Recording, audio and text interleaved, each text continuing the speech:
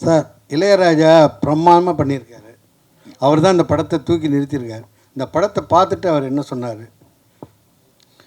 Sir அதான் sir, படம் வந்து சார் ராஜா சார் பற்றி உங்களுக்கு நல்லாவே தெரியும். சார் வந்து ரொம்ப ரசித்து ரொம்ப பிடிச்சி இந்த படத்துக்கு வந்து இசையமைச்சாங்க. இந்த படத்தை பற்றி சொல்லும்போது என்கிட்ட ஒரு சில நாள் வந்து சொன்னார், ரொம்ப ரொம்ப ஆத்மார்த்தமாக ரொம்ப உண்மையாக பண்ணியிருக்கீங்க, டிஃப்ரெண்ட்டாக ட்ரை பண்ணியிருக்கீங்க. ஸோ நான் என்னோடய மியூசிக்லேயும் நான் டிஃப்ரெண்ட்டாக ஒரு விஷயங்களை ட்ரை பண்ணுறேன். நான் எப்பயும் வழக்கமாக உபயோகிக்காத இன்ஸ்ட்ருமெண்ட்ஸ்லேருந்து ரொம்ப தேர்ந்தெடுத்து டிஃப்ரெண்ட்டான இன்ஸ்ட்ருமெண்ட்ஸ் யூஸ் பண்ணாருங்க சார். அவர் சொன்னார், எனக்கு ஒரு சில இடங்களில் இது விருப்பம் இல்லாமல் இருக்குது, இருந்தாலும் இந்த கதைக்கு இந்த உலகத்துக்கு இது தேவைப்படுது அப்படின்னாரு. நான் அப்போ கூட நான் சார்கிட்ட சொன்னேன், சார் உங்களுக்கு பிடிச்ச மாதிரி கூட நம்ம அந்த விருப்பம் உள்ளதாகவே போகலாம் சார்னு சொல்லும்போது கூட அவர் ஒரு வார்த்தை சொன்னார், அப்படி இல்லை, இந்த கதைக்கு என்ன தேவையோ அதுதான் பண்ணணும், ஆடியன்ஸுக்கு வந்து புதுசான ஒரு எக்ஸ்பீரியன்ஸ் கொடுக்கணும், நீ டிஃப்ரெண்ட்டாக தானே படம் எடுத்திருக்க, நம்மளும் டிஃப்ரெண்ட்டாக முயற்சி பண்ணலாம் அப்படின்ட்டு தான் சார் சொன்னார். நீங்கள் வந்து ஒரு ஹீரோயினை வந்து செலக்ட் பண்ணும்போது அவங்ககிட்ட ஒரு கதை சொல்லியிருப்பீங்க. அவங்க ஹீரோயின் வந்து எப்படி பார்த்தாலும் ஒரு லெஜெண்டான இருக்க வந்து ஒரு ஹீரோ வந்து செலக்ட் பண்ணுவாங்க. அது இல்லாமல் வந்து என்ன சொல்லியிருப்பாங்கன்னா, எனக்கு இதுமாதிரி ஸ்டோரி தான் வேணும்னு கேட்டிருப்பாங்க. படத்துக்குள்ளே வந்த உடனே ஒரு பெண்ணாக நடிக்கிற ஒரு ஹீரோவை அவங்க லவ் பண்ணுற மாதிரி ஒரு சீன் இருக்குது. அவங்க கேட்டவொன்னு அவங்க என்ன சொன்னாங்க, அவங்களோட ரியாக்ஷன் எப்படி இருந்தது? சார் இப்போ இந்த கதையை நான் வந்து இவங்க ஹீரோயின் கிட்ட சொல்கிறதுன்னு இல்லாமல் இந்த கதையை ஆரம்பத்தில் ப்ரொடியூசர்கிட்ட சொல்கிறதுலேருந்தே இந்த இது இருந்தது, இதை புரிஞ்சுப்பாங்களா, இவ்வளோ விஷயங்கள் நடக்குமா, இதை சரியாக புரிஞ்சுப்பாங்களா அப்படிங்கிற ஒரு விஷயம் இருந்தது. ஆனால் எனக்கு ஒரு மிகப்பெரிய லக் என்ன இருந்ததுன்னா, எல்லாருமே இதை ரொம்ப சரியாக புரிஞ்சுக்கிட்டாங்க. ஸ்டார்டிங் ஃப்ரம் த ப்ரொடியூசர்லேருந்து உள்ளே வந்த எல்லா நடிகர்களும் ரொம்ப மிகப்பெரிய புரிதல் இருக்க ஆட்களாக தான் இருந்தாங்க. ஸோ அதனால் அவங்கள கன்வின்ஸ் பண்ணுறது வந்து எனக்கு பெரிய கஷ்டமாக இல்லை. அவங்க வந்து ரொம்ப எக்ஸைட் ஆனாங்க எல்லாருமே, புதுசாக இருக்குது. அவங்களுக்குமே வந்து அவங்க எப்பயும் பண்ணுறது இல்லாமல் புதுசாக ஒரு சேலஞ்ச் வரும்போது அதை ரொம்ப ரசித்து பண்ணக்கூடிய ரொம்ப கதையோட புரிதல் இருக்க நடிகர்கள் தான் எனக்கு கிடைச்சாங்க. அது பெரிய லக்காக நினைக்கிறேன். பெண் வேஷம் போடுறவங்களுக்கு நிறையா ரசிகைகள் கிடைப்பாங்க அப்படின்னு அந்த தெருக்கூத்து கலைஞர் சொன்னதாக சொன்னீங்க. நீங்கள் படத்தில் பெண் வேஷம் நிறையா போட்டிருக்கீங்க, அதுதான் பிளானா? இந்த படத்துக்கு அப்புறம் நிறையா ரசிகைகள் கிடைப்பாங்களா சார்? அவரோட வைஃப் வந்திருக்காங்க, எதுக்கு இது சார்? நீங்கள் இங்கேயே அவருக்கு வில்லன் ஆகிட்டீங்க சார். இல்லை, முன்னெல்லாம் வந்து தெருக்கூத்து அப்படின்னு சொல்லிட்டு இருப்பாங்க. இப்போ அது வந்து ஜமா அப்படின்னு நீங்கள் கொண்டு வந்து காமிச்சால எல்லாம் மேலோட்டம் தான் போவாங்க. ஸோ இந்த ஜமா ஆரம்பிக்கிறதுக்கு எந்த ஜமா கிட்டேருந்து கற்றுக்கிட்டீங்க? இந்த அத்தனை பேருக்கு எந்த ஜமா குருநாதரை வச்சு இவங்க கிளாஸ் எடுத்தீங்க? திருவண்ணாமலை மாவட்டத்தில் தான் சார் தெருக்கூத்து ரொம்ப பிரதானமாக இருக்கிறது. அங்கே வந்து கிட்டத்தட்ட டாப்பாக இருக்க தாங்கல் சேகர் கலைமாமணி அவார்டெலாம் விருதுலாம் வாங்கியிருக்காரு. கிட்டத்தட்ட ஒரு 35-40 வருஷமாக தெருக்கூத்து கலைக்கே தன்னோட வாழ்க்கையை அர்ப்பணித்து அவர் பண்ணுறதும் இல்லாமல் நிறைய இளைஞர்களுக்கும் இப்போ சொல்லிக் கொடுத்து ரொம்ப சூப்பராக பண்ணிகிட்ருக்காரு அவர். அவர்கிட்ட தான் நான் என்னோடய சொந்தக்காரர், அவர் என்னோடய மாமா முறை வேணும். அவரோட கதையிலேருந்து ஒரு சின்ன பார்ட்டை எடுத்து தான் இந்த கதையே இம்ப்ரெஸ் ஆகி படம் பண்ணது. அவரை வச்சு தான் ட்ரெயின் பண்ணணுங்கிறதும். ஏன்னா இங்கே தெருக்கூத்து கலை அப்படிங்கிறது வந்து ஒருத்தருக்கும் ஒரு விதமான ஸ்டைல் இருக்குது. இப்போ நீங்கள் திருவண்ணாமலை மாவட்டங்களே இந்த பகுதியில் போனீங்கன்னா வேறு மாதிரி இருக்கும், இவங்களது ஒரு வேறு மாதிரி இருக்கும். ஸோ இவங்களோட ஸ்டைல் அடாப்ட் பண்ணி தான் நம்ம இந்த படத்தை பண்ணியிருக்கோம். அவங்க தான் சார்லேருந்து எல்லாருக்குமே ட்ரெயின் பண்ணாங்க. அதோடு சேர்ந்து இங்கே சாரதின்னு சொல்லிட்டு ஒருத்தர் இருக்கார், அவருமே வந்து இங்கே தெருக்கூத்து பயிற்சி டீமுக்கு கொடுத்தாருங்க சார். இவங்க 2 பேர் தான் பண்ணாங்க. இதில் இன்னொன்று, அந்த பெண்கள் மாதிரி நடிக்கிறதுன்றது ரொம்ப கஷ்டம். அதை நடிச்சுட்டே இருந்தால் உண்மையிலுமே நீங்கள் சொன்ன மாதிரி பாடி லாங்குவேஜ், இந்த ஆக்ஷன் எல்லாமே அப்படி தான் வரும்.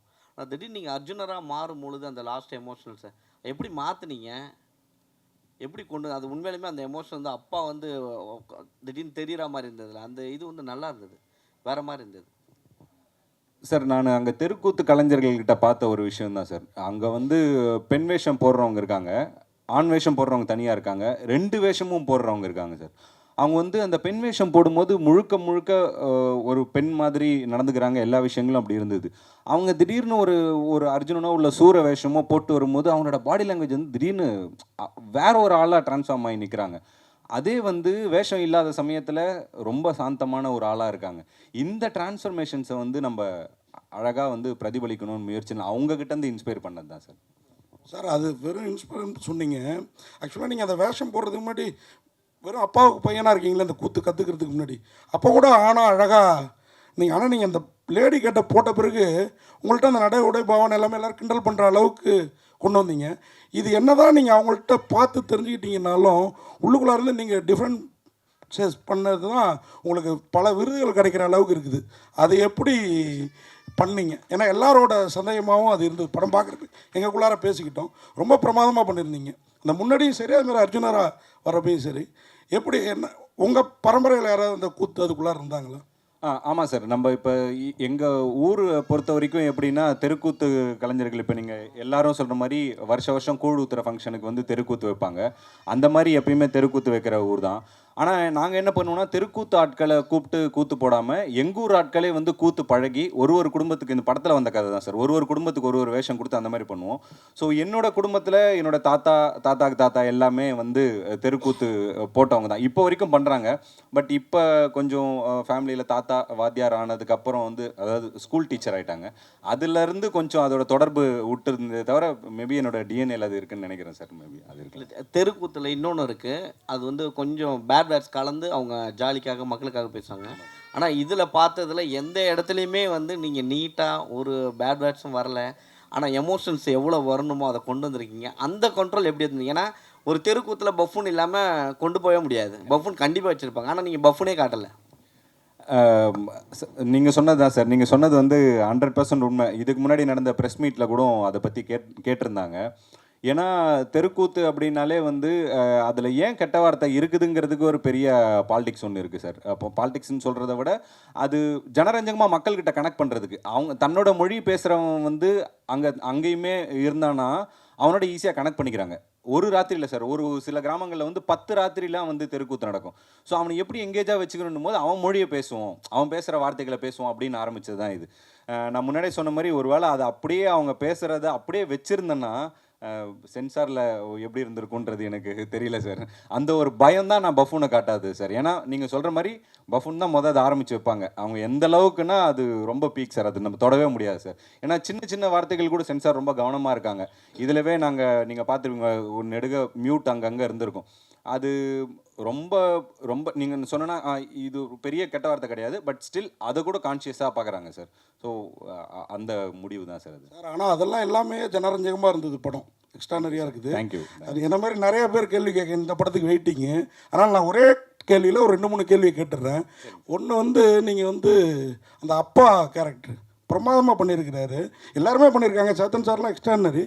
அவரு வந்து அந்த குளிக்கிறப்ப விரோதியாக இருந்தாலும், சேத்தன் சார் விரோதியானாலும் நமக்கு விரோதிங்கிறதுக்காக புள்ள விரோதியாக இருக்கணும்னு இல்லை, நமக்கு பிடிக்கலைங்கிறதுக்காக செய்யக்கூடாது. அவர் ஒரு அப்பாவாக ரொம்ப பெருந்தன்மையாக இருந்துக்கிட்டாரு. ஆனால் நீங்கள் போய் அவங்க டீம்லேயே சேர்றீங்க. நீங்கள் வழக்கமாக இப்போ உள்ள பிள்ளைங்க மாதிரியே இருக்கீங்க. அது என்ன காரணத்தினால அப்படி ஒரு சீன் வச்சிங்க? அதே மாதிரி கிளைமாக்ஸில் அம்மா மாதிரி அபிராமி கூட நீங்களோ இல்லை அந்த இன்னொருத்தர் உங்களுக்கு சப்போர்ட்டாக வராருல அந்த ஊர் தலைவரோட பையன், அவரோ ஜோடி சேருவீங்கன்னு பார்த்தோம். அங்கே போகவே இல்லை. எங்கள் எதிர்பார்ப்பு வேணும்னே பொய்யாக்கிட்டீங்களா? அப்புறம் அதுக்கு மேலே இந்த பூனை எக்ஸ்ட்ரானரி கேரக்டர் அது. அவர் வந்து ஆனால் உங்களை புலியாக்குறதே அவர் தான். அதை எப்படி உருவாக்குனீங்க? இது 3த்துக்கும் பதில் சொல்லுங்கள் சார். முதல்ல வந்து அப்பா கேரக்டர் பற்றி சொல்லிடுறேன் சார். நீங்கள் சொன்ன அந்த சீன் வந்து எனக்கு ரொம்ப ரொம்ப பிடிச்ச ஒரு பர்சனலான ஒரு சீன் தான். ஏன்னா எங்கள் அப்பா கிட்ட நான் சொல்லணும்னு நினச்சது தான் படத்தில் டைலாகாக வச்சுருக்கேன் சார். ஏன்னா வீட்டில் வந்து அது அப்பா சொல்கிறத கேட்கக்கூடாது அப்படிங்கிறதுக்காக இல்லை, அந்த அந்த அந்த ஜமாவே அப்பாக்காக தான் அவன் மீட்டெடுக்க முயற்சி பண்ணுறான். அதுக்கான தொடக்கமாக அது மேபி அதோட தொடக்க காரணம் வேறவா இருந்திருக்கு அவனுக்கு. பட் ஒன்ஸ் அதுக்குள்ளே போனதுக்கப்புறம் தன் அப்பாக்காக தான் அதை மீட் எடுக்கிறான். அப்படி ஒரு விஷயமாக தான் அதை பார்த்தது. இன்னொன்று வந்து 2வது அம்மு அபிராமி பற்றி நீங்கள் அதை கேட்டிருந்தீங்க. அந்த கேரக்டருக்கு நாங்கள் ஒரு பெரிய கன்க்ளூஷனே வச்சுருந்தோம் சார். பின்னாடி ஒரு சாங் வச்சு ஒரு ப்ராப்பர் கன்க்ளூஷன் இருந்தது. பட் வந்து அது நீங்கள் சொல்கிற மாதிரி ஜனரஞ்சகமான படமாக மக்களுக்கு கொடுக்கணும் அப்படிங்கிறதுனால ஒரு சில விஷயங்கள் எடிட்டில் இது பண்ண வேண்டியதாக இருந்தது சார். பட் ஆஃப்டர் ரிலீஸ் கண்டிப்பாக அந்த சாங் வரும். அதை நீங்கள் கேட்ட எல்லா எண்டும் அதில் இருக்குது சார். தென் 3rd பூனை ரொம்ப ஃபேவரட்டான ஒரு கேரக்டர் சார். ரொம்ப ரசித்து எழுதின ஒரு கேரக்டர். கிராமங்களை பொறுத்த வரைக்கும் இந்த நண்பர்கள் இருக்காங்களே சார், நண்பர்களோட வயசு வித்தியாசம் வந்து சூப்பராக இருக்கும் சார் பார்க்குறதுக்கு. ஏன்னா சேம் ஏஜ் நண்பர்களே கண்டிப்பாக இருக்கவே மாட்டாங்க. ரொம்ப திடீர்னு ஒரு தாத்தாவும் ஒரு குட்டி பையனும் நண்பர்களாக இருப்பாங்க. இதில் வந்து இன்னொன்று ரொம்ப மிக முக்கியமாக இந்த கல்யாணம்ன்ற கேரக்டரோட நண்பர்களை தேர்வு செஞ்சதில் ஒரு இது என்ன இருந்ததுன்னா, யாரெல்லாம் இவனை ஜட்ஜ் பண்ண மாட்டாங்களோ அவங்கள தான் நண்பர்களாக வைக்கணும்ட்டு சார். ஒரு சின்ன பையன் கண்டிப்பாக இவனை ஜட்ஜ் பண்ண மாட்டான், அவனோட இதை பற்றி கிண்டல் பண்ண மாட்டான். இன்னொன்று வந்து இவர் தெருக்கூத்து கலையை பற்றி தெரிஞ்ச ஒரு ஆள். ஸோ அவருக்கு அது என்னன்றது இன்னொன்று புரியும். இன்னொன்று கண்டிப்பாக குடிகாரனும் அந்த மாதிரி இது பண்ண மாட்டாங்கிறதுனால தான் அந்த நண்பர்களை கான்ஷியஸாக அப்படி வச்சது சார். நீங்கள் சொன்ன மாதிரி சார் ஒரு ரொம்ப சிறந்த நடிகர்.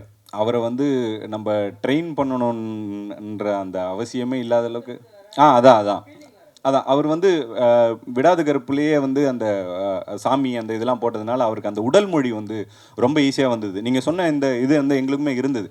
ஸோ இவர் கடைசியில் தான் சார் செலக்ட் ஆனாங்க. கிட்டத்தட்ட ஒரு 6-7 நாள் தான் இருந்தது ஷூட்டிங்க்கு. அந்த டைமில் தான் சார் வந்து நாங்கள் போய் அவரை அப்ரோச் பண்ணோம். ஓகே சொன்னார். பட் அவர் கற்றுக்கிட்ட அந்த வேகம் வந்து எங்களுக்கு ரொம்ப ஆச்சரியமாக இருந்தது. இங்கே நாங்கள் முன்னாடி சொன்ன மாதிரி சாரதிங்கிற இங்கே ஒரு தெருக்கூத்து கலைஞர் ஒருத்தர் இருக்கார். சினிமாவும் பழகிட்டு தெருக்கூத்தும் இது பண்ணிட்டுருக்காரு. அவர்கிட்ட சார் வந்து தனியாக ட்ரைனிங் எடுத்துகிட்டு ஒரு 5-6 நாளுக்குள்ளவே அந்த அடவுகளை வந்து ரொம்ப சரியாக அவர் கற்றுக்கிட்டார். இன்னொன்று சார்கிட்ட ஒரு மிகப்பெரிய அட்வான்டேஜ் என்னென்னா அவருக்கு மியூசிக் ரொம்ப நல்லா தெரியும். ஸோ இசையை வந்து அவரால் ஈஸியாக புரிஞ்சிக்க முடியுது.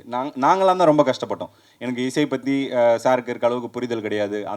அந்த தாளத்தை பிடிக்கிறது, அந்த மியூசிக் பிடிக்கிறதுக்கு அந்த விஷயம் இல்லை. பட் சாருக்கு அது இருந்ததுனால ரொம்ப ஈஸியாக அதை கிராஸ் பண்ணிக்கிட்டாங்க. முதல் முறையாக ஒரு நடிகராக மக்களுக்கு முன்னாடி அரிகாரம் பூசி வந்து நடிச்சிருக்கீங்க. ஓப்பன் பிளேஸில் மக்கள் முன்னாடி, அதாவது ஷெட்டுக்குள்ளே நடிச்சிட்டு தான் ஸ்க்ரீனில் பார்ப்பாங்க. இப்போ நீங்கள் மக்களுக்கு முன்னாடி நடிச்சிருக்கீங்க. இவர் வந்து அந்த அர்ஜுனன் வேஷம் போட்டது, அவர் அந்த பெண் வேஷம் போட்டு குந்தி வேஷம் போட்டு நடிக்கும்போது அந்த ஆடியன்ஸோட கண்ணீர்லாம் லைவாக காமிச்சிருந்தாங்க.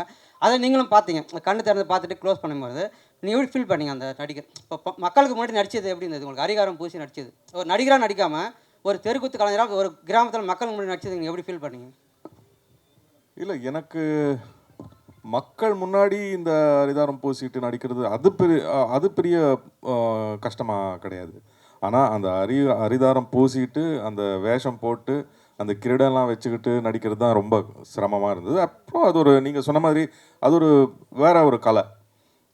நம்ம நடிக்கிறது வேற, தெருக்கூத்துங்கிறது கலை, அந்த ஆர்ட் ஃபார்மே வேற ஆர்ட் ஃபார்ம் இல்லையா? ஸோ அதை கற்றுக்கிட்டு அதுக்கேற்ற மாதிரி நடிக்கிறது தான் கஷ்டமாக இருந்தது ஒழிய மக்கள் முன்னாடி நடிக்கிறது அது ஒன்றும் புதுசு இல்லையே. 30 வருஷமாக பண்ணிட்டு இருக்கிறது தானே. இல்லை, இயக்குனர் சார், ஓப்பன் பிளேஸ்லேயும் நிறைய நடிச்சிருக்கோமே. இயக்குனர் சார், இந்த கதையை, அதாவது இந்த கலையை வந்து எப்படி முதல் முறையாக அந்த படமாக்கணும்னு நினச்சிங்க? சார், நான் சொன்ன மாதிரி திருவண்ணாமலை மாவட்டத்தில் இருந்து வந்தவன் சார் நான். ஸோ சின்ன வயசுலேருந்து தெருக்கூத்து வந்து எங்கள் வாழ்வியலோட ஒரு அங்கமாக தான் இருக்குது. முக்கியமாக இந்த கதை எழுதுறதுக்கு மிகப்பெரிய இன்ஸ்பிரேஷனாக இருந்தது அந்த தெருக்கூத்தோட சவுண்டு சார். அந்த தாளம் அடிக்கிற அந்த, நம்ம இங்கே ஜால்ரான்னு சொல்லுவோம், அதை தாளம்னு சொல்லுவாங்க. அந்த தாளத்தோட சவுண்டு இருக்குல்ல சார், அது ரொம்ப சூப்பராக பயங்கரமாக இன்ஸ்பயர் பண்ணிச்சு சார். அந்த சவுண்டை நம்ம திரும்ப திரும்ப கேட்கும்போது நமக்குள்ளே ஏதோ ஒரு விஷயங்கள் பண்ணும். இந்த சவுண்டை வந்து மக்களுக்கு சொல்லும்போது புதுசாக இருக்கும். தியேட்ரிக்கலாக இந்த சவுண்டு வந்து படநெடுக வரணும், எல்லா இடத்துலையும் இது பரவி நிற்கணும், அது சீன்ஸே அதுக்குள்ளே இருந்தால் எப்படி இருக்கும், அந்த சவுண்ட் ரொம்ப புதுசாக இருக்குமே அப்படிங்கிற முயற்சி தான் சார் இதோட ஆரம்பம். சார் அதான் சார், அவங்க ஒருத்தவங்களோட வாழ்வியலை வந்து பிரதிபலிக்கும் போது நான் நிறையா முலாம் பூசி காட்டக்கூடாதுன்றதில் ஒரு முடிவு இருந்தேன் சார். நான் பார்த்து அந்த மாதிரி இப்போ நான் தெருக்கூத்து கலைஞர்கள் இந்த கதையை பற்றி விசாரிக்கும் போது அவங்க என்கிட்ட முதல்ல சொன்னது வந்து, இப்போ தெருக்கூத்தில் வர்றதுக்கு இளைஞர்களுக்கு என்ன தயக்கமாக இருக்குதுங்க அப்படின்னு நான் வாத்தியார்கிட்ட ஒரு கேள்வி கேட்டேன்.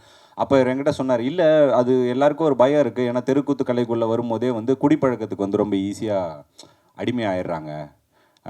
நிறைய விஷயங்கள் இந்த லேடிஸ் விஷயத்துலலாம் கூட, ஏன்னா அவர் என்கிட்ட ஒரு விஷயம் சொன்னார், பெண் வேஷம் போடுறவங்களை வந்து பெண்கள் வந்து ரொம்ப ரசிப்பாங்க, அவங்களுக்கு வந்து நிறைய கேர்ள்ஸ் ஃபேன்ஸ் வருவாங்க. ஸோ இந்த மாதிரி பழக்கங்கள்லாம் இருக்கிறதுனால நிறைய இளைஞர்களை வந்து வீட்டில் அனுப்புறதுக்கு பயப்படுறாங்கன்னு வாத்தியார் என்கிட்ட சொன்னார். தென் நான் அதை இது பண்ணப்போ, நான் எல்லாரையுமே நம்ம சொல்லலை, ஒரு சில பேர் வந்து அந்த பழக்கம் இருக்கிறவங்களா இருக்கிறாங்க. இப்போ இது வந்து நம்ம டைப் காஸ்ட் பண்ணதில்லை சார், அந்த கேரக்டர் அப்படிப்பட்ட ஒரு கேரக்டர்னு வச்சுதானே தவிர மற்ற யாருமே அதை பண்ணவே இல்லை. அந்த கேரக்டருக்கு அது இருந்தது சார், அவ்வளோதான். இல்லை சார், அதான் சார், எல்லாருமே அப்படி இருக்கிறது இல்லைங்க சார். மேபி அந்த அளவுக்கு மாரல் இருக்க கேரக்டராக இந்த கேரக்டர் உங்களுக்கு புரிஞ்சிருக்கான்றது எனக்கு தெரியல சார். அவ்வளோ மாரல் இருக்க கேரக்டர் இல்லை சார். நீங்கள் திருவண்ணாமலை ஜமான்னு சொல்லிட்டே இருக்கீங்களே, நவராத்திரி பார்க்கலையா, அவதாரம் பார்க்கலையா? சினிமாவில் இருக்குதுன்னு சொல்கிறீங்க. புரியல சார், புரியல. நவராத்திரியில் சிவாஜி கணேசன் சாவித்திரி போட்ட தெருக்கூத்து பார்த்தீங்களா? அவதாரத்தில் நாசர் போட்டிருந்தாரு, நாசர் சொந்த படம் அது. ஆமாம் சார். பார்த்தீங்களா இல்லையா? பார்த்தேன் சார். ஆனால் அதை பற்றிலாம் சொல்லவே மாட்டேங்கிறீங்க. இதே திருவண்ணாமலை ஜமான்னு திருப்பி சொல்லிட்டுருக்கீங்க. அந்த இன்ஸ்பிரேஷன் உங்களுக்கு இல்லையா? இல்லை சார், இது எந்த கதையும் படத்தையும் பார்த்து இன்ஸ்பயர் பண்ணி எடுக்கல சார். அவங்களோட வாழ்வியலை இன்ஸ்பயர் பண்ணி எடுத்தது தான் சார். எதை பார்த்து இன்ஸ்பயர் ஆகிருக்குமோ அதை தானே சார் சொல்ல முடியும். ஸோ அதுதான் சார் நாங்கள் இதை பற்றி பேசணும். சேத்தன் சார், தேவதர்ஷினி மேடமும் சிறந்த நடிகை, இப்போ உங்கள் பொண்ணும் ஹீரோயின் ஆகிட்டாங்க. அவங்க இந்த குந்தி கெட்டப்பு இந்த மாதிரி தெருக்கூத்து இதெல்லாம் பார்த்து என்ன சொன்னாங்க, என்ன கமெண்ட் அடிச்சாங்க? அவங்க முதல்ல இந்த படத்தை பார்த்துட்டு ஒய்ஃபு பொண்ணு 2 பேரும் வந்து அழுதுட்டாங்க. அவ்வளோ ஒரு எமோஷ்னலாக ஃபீல் பண்ணாங்க. ரொம்ப பிடிச்சிருக்கு அவங்களுக்கு. இல்லை சார், முதல்ல வந்து நடிகனாக வர்றதுக்காக தான் சினிமாக்குள்ளவே வந்தேன் சார். ஸோ மைம் கோபி அண்ணங்கிட்ட வந்து நடிப்பு கற்றுக்கிட்டு அப்படி தான் சார் அப்படி தான் இந்த பயணமே வந்து ஆரம்பிச்சது.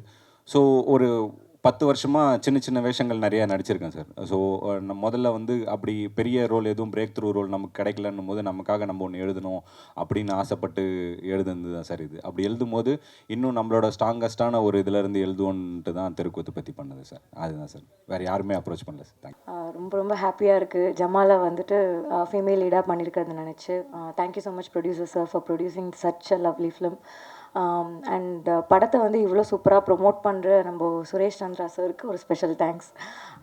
எனக்கு என்ன ஹாப்பியாக இருந்துச்சுன்னா, எப்போவுமே ஒரு படம் முடிஞ்சிட்டு நம்மளோட ப்ரெஸ் நண்பர்கள்லாம் வெளில வரும்போது எங்கிட்ட உரிமையாக சொல்லுவாங்க, ஏம்மா இவ்வளோ கேவலமாக பண்ணியிருக்கேன், ஏன் இப்படி பண்ணியிருக்கேன், நல்லா இருக்கு, ஓகே அப்படின்லாம் இருந்து சொல்லுவாங்க. ஆனால் இன்னைக்கு வந்து எனக்கு தெரியும் கொஞ்சம் பேர் ஆல்ரெடி நான் எப்போவே பார்ப்பேன், அவங்கெல்லாம் வந்து ரொம்ப ஃப்ரெண்ட்லியாக வந்துட்டு ரொம்ப சூப்பராக இருந்துச்சுமா படம் நல்லா இருந்துன்னு சொல்லும் போது எனக்கு அவ்வளோ ஹாப்பியாக இருந்துச்சு. ஏன்னா அவங்க டெய்லி ஒரு 5-6 படம் பார்க்குறாங்க. ஸோ அவங்களோட கருத்து வந்து ரொம்பவே நான் இம்பார்ட்டண்ட்டாக கருதுகிறேன். ஸோ ரொம்ப ரொம்ப நன்றி.